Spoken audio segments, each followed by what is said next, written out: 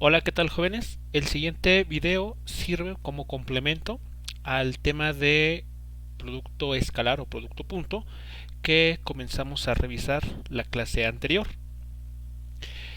Bien, para ver este repaso o incluso aplicaciones que tiene el producto punto o producto escalar, consideremos la siguiente situación que pues esencialmente es por todos conocida.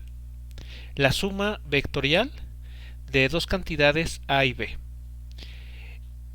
En la figura de la izquierda tenemos representado en un plano XY dos vectores, el vector A que está dirigido a lo largo del eje X y el vector B que tiene una dirección pues inicialmente arbitraria. Mediante el método del paralelogramo nosotros podemos conocer gráficamente el vector resultante o vector suma. Recordemos que para este método lo que se hace es lo siguiente. Se trazan dos líneas que sean paralelas a cada uno de los vectores que se pretenden sumar.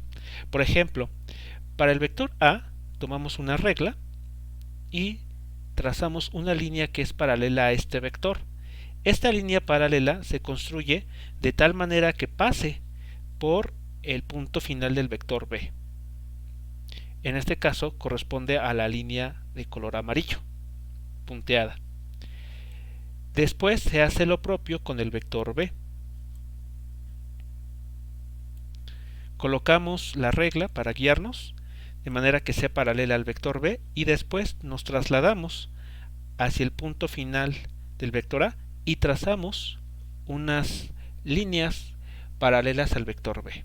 En este caso, eso está ejemplificado por las líneas punteadas de color verde. Entonces, el vector resultante o vector suma se construye a partir del punto común de los vectores A y B hacia el punto en el que estas dos líneas auxiliares se cruzan. Aquí entonces el vector resultante será este vector en color blanco. Nótese que este método del paralelogramo, es equivalente al método conocido como el de polígono. En este segundo método, que ya se había visto en alguna clase, lo que se hace es colocar los vectores de manera que el punto final de un vector coincida con el punto inicial del siguiente. Y el vector suma, en este caso, en el método del polígono, se construye a partir del punto inicial del primer vector al punto final del último vector. Vean que en este caso, si empleamos el método del polígono, que consiste en ir apilando, digamos, los vectores, da el mismo resultado que si nosotros aplicamos el método del paralelogramo, en el cual los vectores que se van a sumar se dibujan a partir de un punto común. En este caso, ese punto común lo hemos elegido como el origen del sistema de coordenadas. Bien, hasta aquí pues nada nuevo. Es la forma gráfica de encontrar el vector resultante o vector suma a partir de los vectores A y B. Y entonces tenemos aquí esta expresión vectorial. R es igual a la suma de A más B. Pero si nosotros quisiéramos determinar el módulo de este vector, lo que vamos a hacer es lo siguiente. Vamos a tomar el cuadrado del módulo. La idea aquí es aplicar un resultado que vimos anteriormente. Este resultado, si recordamos, nos dice que el producto escalar de un vector consigo mismo es igual al cuadrado del módulo. Por lo tanto, utilizando esa misma lógica, el módulo del vector r al cuadrado es igual a calcular el producto escalar de la suma a más b consigo misma. Si nosotros desarrollamos esta operación, vamos a encontrar que a.a nos da el cuadrado del módulo de a. Después, a.b y b.a son la misma cantidad por la propiedad conmutativa del producto escalar, Así que los podemos sumar y nos queda 2 veces el producto escalar de A con B. Y finalmente, B.B nos da como resultado el cuadrado del módulo del vector B. Bien, pues aquí ya hemos llegado a este resultado. Ahora, lo que sigue es que este A.B se puede escribir de otra manera. Notemos que entre los vectores A y B se está formando un ángulo que vamos a llamar el ángulo θ. Si nosotros consideráramos el método del polígono, lo que nosotros estaríamos encontrando es ese mismo ángulo, pero visto desde otro sitio. Nótese que si desplazamos el vector B, como se suele hacer en el método del polígono, el ángulo θ se estaría formando de esta manera. Pero nótese que este ángulo θ en color azul es exactamente igual al que tenemos dibujado entre los vectores A y B. Bueno, en clase se vio que el coseno del ángulo θ de este ángulo se determina a través del producto escalar de los vectores A y B dividido entre el módulo de ambos vectores, entre el producto de ambos vectores. Bien, entonces realizando un simple despeje, resulta que A.B, el producto escalar de A con B, también se puede escribir como el módulo del vector A por el módulo del vector B por el coseno del ángulo que se está formando entre ellos dos. Bien, pues ya que tenemos esto, podemos sustituirlo en la ecuación que tenemos arriba, de tal manera que llegamos a este resultado. Aquí se ha cambiado un poco la notación del módulo, pero pues espero esto no cause ningún problema. Entonces aquí de forma más compacta tenemos el cuadrado del módulo del vector R es igual al cuadrado del módulo del vector A más el cuadrado del módulo del vector B más 2 veces el módulo del vector A por el módulo del vector B por el coseno del ángulo que hay entre ellos dos. Así que solamente se sustituyó este resultado en esta parte de la ecuación. Bien, ya que tenemos esto, notemos lo siguiente. Esta ecuación se asemeja mucho a lo que conocemos como la ley de cosenos. El detalle está en que en la ley de cosenos, el ángulo que se ocupa en la figura es el ángulo interno al triángulo oblicuo que se está formando aquí. Nótese que si nosotros sombreamos esta región, como se muestra aquí en color rojo, aquí tenemos el módulo del vector R, el módulo del vector A, y esta línea punteada tiene el mismo valor que el módulo del vector B. Así que esta cantidad que estamos encontrando la podemos emplear para demostrar la ley de cosenos a través de una relación 100% vectorial, una suma de vectores esencialmente. Bien, pues llegados a este punto, lo único que hay que hacer ahora es utilizar el ángulo alfa, que es el que se emplea en la ley de cosenos, para esta expresión convertirla justamente en la ley de cosenos. Bueno, para esto notemos lo siguiente. La suma de los ángulos alfa y θ es igual a 180 grados. Son ángulos suplementarios. Bien, entonces de aquí podemos despejar θ como 180 grados menos alfa. Como aquí arriba necesitamos el coseno del ángulo θ, pues lo calculamos. Coseno del ángulo θ es igual al coseno de la resta, 180 grados menos alfa. Aplicando las expresiones para el coseno de la suma de ángulos, vemos que coseno del ángulo θ se reduce a simplemente menos coseno del ángulo alfa.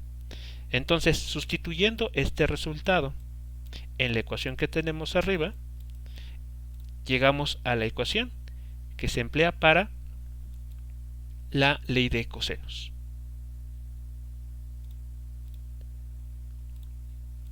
Así que, en resumen, a partir de una suma vectorial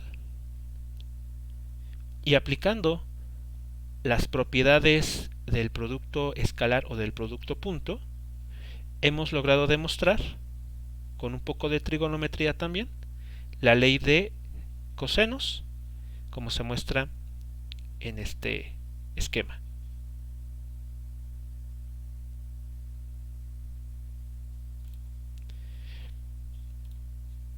Bien, ahora, otra cuestión a tomar en cuenta es ¿cuál es otra interpretación geométrica que tiene el producto escalar?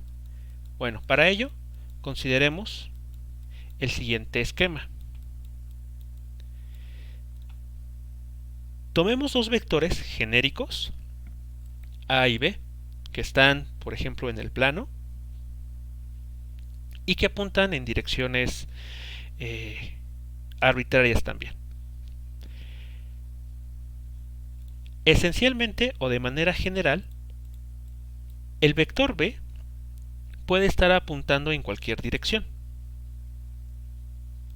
y puede dibujarse en cualquier región del espacio. Por ejemplo, este vector B puede estar en este lugar, en este otro, o en alguna otra región en el plano o en el espacio.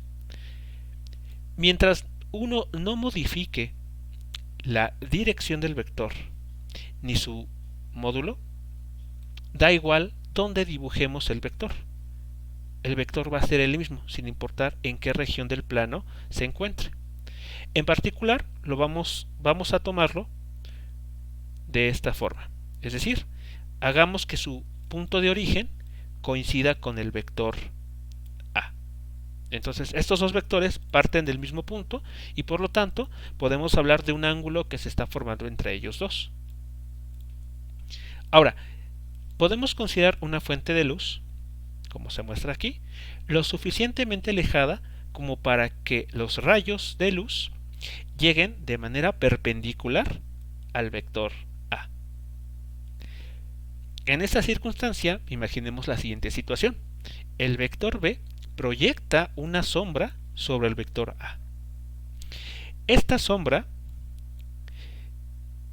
la vamos a conocer como la proyección del vector B sobre el vector A.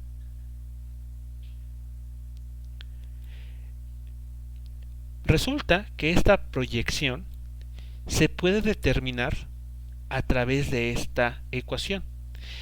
Es decir, la proyección del vector B sobre el vector A es un vector que, como vemos aquí, está dirigido sobre el vector A, en la misma dirección del vector A, pero cuyo módulo va a depender justamente de la sombra que el vector B proyecte sobre el vector A. Bien, entonces la manera de calcular este vector es a través de esta ecuación. Veamos aquí que necesitamos el producto punto del vector A con el vector B, pero si recordamos, esta cantidad por sí sola es un número, es una cantidad escalar. ¿Cómo la vamos a orientar? Pues con la ayuda de un vector unitario que esté apuntando en la misma dirección que el vector A. Entonces, esta flecha o esta cantidad vectorial de color rojo se determina de esta forma. Y no es otra cosa más que, como lo he mencionado, qué tanto del vector B descansa en la dirección del vector A. Otra posibilidad igualmente interesante es lo que pasa cuando el vector B y el vector A se encuentran de esta forma. Nótese aquí que el ángulo que se está formando entre ellos es mayor a 90 grados. Bueno, partamos del mismo supuesto. Tenemos una fuente de luz lo suficientemente alejada como para que los rayos de luz lleguen al vector B de forma perpendicular. Bueno, debido a esto, el vector B vuelve a proyectar una sombra sobre la dirección del vector A. En este caso, la proyección del vector B sobre el vector A se va a determinar de la misma manera que la vez anterior, excepto que en este caso, si uno hace las cuentas para valores numéricos concretos, uno va a encontrar que A.B, el producto escalar de estos dos vectores, va a resultar una cantidad negativa. Entonces, este es un escalar negativo, multiplicado por un vector que tiene la misma dirección que el vector A, va a dar como resultado un nuevo vector, pero con la dirección invertida a 180 grados. Es decir, que la proyección del vector B sobre el vector A va a estar apuntando en la dirección opuesta a la que tiene el vector A. Y esto gráficamente pues se puede ver de la sombra que el vector B está proyectando sobre el vector A. Está en la dirección opuesta a esta cantidad vectorial. ¿Qué pasa cuando el ángulo entre el vector A y el vector B es 90 grados? Es decir, cuando los vectores son ortogonales. Cuando eso sucede, no hay ninguna sombra que el vector B proyecte sobre el vector A. Por esa razón, A.B también es cero. O es otra forma de entender por qué A.B es cero. No hay sombra del vector B sobre el vector A cuando estos dos son ortogonales. Y finalmente, también se puede construir la proyección del vector A sobre la dirección del vector B. En este caso, cambiamos la ubicación de la fuente de luz. Ahora la acomodamos de manera que el vector A proyecte una sombra sobre el vector B. En este caso, notemos que volvemos a ocupar el producto escalar A.B, pero ahora este vector tiene que estar orientado en la dirección del vector B. ¿Y eso cómo lo logramos? ¿Cómo logramos orientar esta cantidad vectorial? Bueno, multiplicándola por un vector unitario que está dirigido en la misma dirección que el vector B. Entonces, esto que está aquí mostrándose se puede entender como un significado geométrico de lo que representa el producto escalar. ¿Qué tanto de un vector se proyecta o descansa en la dirección de otra cantidad vectorial?